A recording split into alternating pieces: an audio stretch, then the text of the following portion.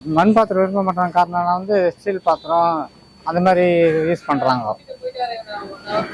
இப்போத்தி ஆளுங்க. பழைய ஆளுங்கெல்லாம் வந்து அந்த மண் பாத்திரம் தான் இப்போதைக்கு வேணுன்றாங்க, யூஸ் பண்ணுறாங்க. இப்போதைக்கு இப்போ புது ஆளுங்க தான் வந்து வேணான்னுறாங்க. பழைய ஆளுங்கெல்லாம் வந்து ஒரு 50 வருஷம் 40 வருஷம் இருந்தவங்களாம் மண் பாத்திரம் சமைச்சு சாப்பிட்டாங்கன்னா உடம்பு நல்லா இருக்கும், ஆரோக்கியமாக இருக்கும். அது மண்பானையில் தண்ணி போட்டு தண்ணி ஊற்றி குடிச்சா நல்லாயிருக்கும், ஜில்லுன்னு இருக்கும். ஃப்ரிட்ஜி தண்ணி அந்த தண்ணியெல்லாம் வேஸ்ட்டு. அது வந்து சும்மா கூலிங் தான் அந்த நேரத்துக்கு கண்டி உடம்புக்கு நல்லது கிடையாது. மண்பானையில் தண்ணி போட்டு இன்னைக்கு ஊற்றி வச்சுட்டு மறுநாள் சாப்பிட்டோம்னா அது டேஸ்ட்டும் நல்லாயிருக்கும், நல்லாயிருக்கும் உடம்பு.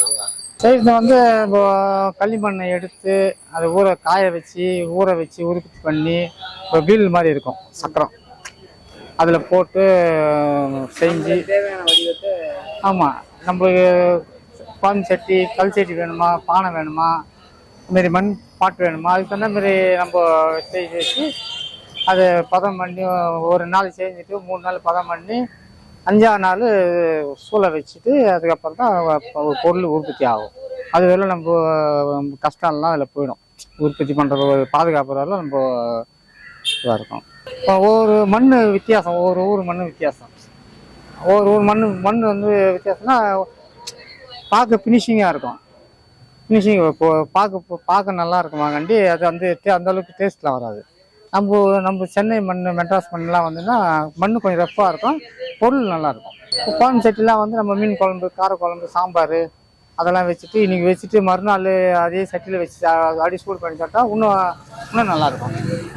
ஸ்டீல் பாத்திரத்துலலாம் வந்து வச்சிங்கன்னா அது ஒரு நாள் கெட்டுடும். அதான் மண் பாத்திரம் விரும்ப மாட்டாங்க காரணம் வந்து ஸ்டீல் பாத்திரம் அந்த மாதிரி யூஸ் பண்ணுறாங்க இப்போத்தி ஆளுங்க. பழைய ஆளுங்கெல்லாம் வந்து அந்த மண் பாத்திரம் தான் இப்போதைக்கு வேணுன்றாங்க, யூஸ் பண்ணுறாங்க. இப்போதைக்கு இப்போ புது ஆளுங்க தான் வந்து வேணான்னுறாங்க. பழைய ஆளுங்கெல்லாம் வந்து ஒரு 50 வருஷம் 40 வருஷம் இருந்தவங்களாம் மண் பாத்திரம் சமைச்சு சாப்பிட்டாங்கன்னா உடம்பு நல்லா இருக்கும், ஆரோக்கியமாக இருக்கும். அது மண்பானையில் தண்ணி போட்டு தண்ணி ஊற்றி குடிச்சா நல்லாயிருக்கும், ஜில்லுன்னு இருக்கும். ஃப்ரிட்ஜி தண்ணி அந்த தண்ணியெல்லாம் வேஸ்ட்டு.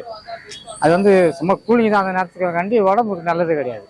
மண்பானையில் தண்ணி போட்டு இன்னைக்கு ஊற்றி வச்சுட்டு மறுநாள் சாப்பிட்டோம்னா அது டேஸ்ட்டும் நல்லாயிருக்கும், நல்லாயிருக்கும் உடம்பு.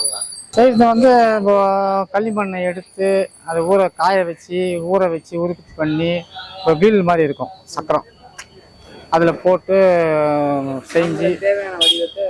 ஆமாம், நம்மளுக்கு பான் சட்டி கல் சட்டி வேணுமா, பானை வேணுமா, இதுமாரி மண் பாட்டு வேணுமா, அதுக்கு தகுந்த மாதிரி நம்ம செஞ்சு வச்சு அதை பதம் பண்ணி ஒரு நாள் செஞ்சுட்டு 3 நாள் பதம் பண்ணி 5ஆவது நாள் சூளை வச்சுட்டு அதுக்கப்புறம் தான் பொருள் உற்பத்தி ஆகும்.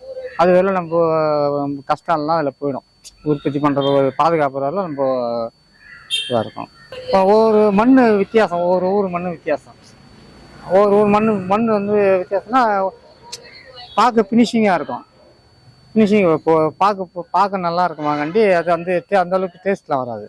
நம்ம சென்னை மண் மெட்ராஸ் மண்ணெலாம் வந்துன்னா மண் கொஞ்சம் ரஃப்பாக இருக்கும், பொருள் நல்லாயிருக்கும். இப்போ பான் சட்டிலாம் வந்து நம்ம மீன் குழம்பு, காரக்குழம்பு, சாம்பார் அதெல்லாம் வச்சுட்டு இன்றைக்கி வச்சுட்டு மறுநாள் அதே சட்டியில் வச்சு அடி சூடு பண்ணி சாப்பிட்டா இன்னும் நல்லாயிருக்கும். ஸ்டீல் பாத்திரத்துலலாம் வந்து வச்சிங்கன்னா அது ஒரு நாள் கெட்டுடும். அதான் இது போன்ற முக்கிய நிகழ்வுகள், அரசியல் தகவல்களை ஆழமாக மாறுபட்ட கோணத்திலும் அறிந்து கொள்ள மறக்காமல் பாரத் மெயில் 24 பக்கத்தை பின்பற்றிக் கொள்ளுங்கள். உங்கள் ஒவ்வொரு ஆதரவும் இது போன்ற பல நிகழ்வுகளின் பின்னணியை அறிய உதவும்.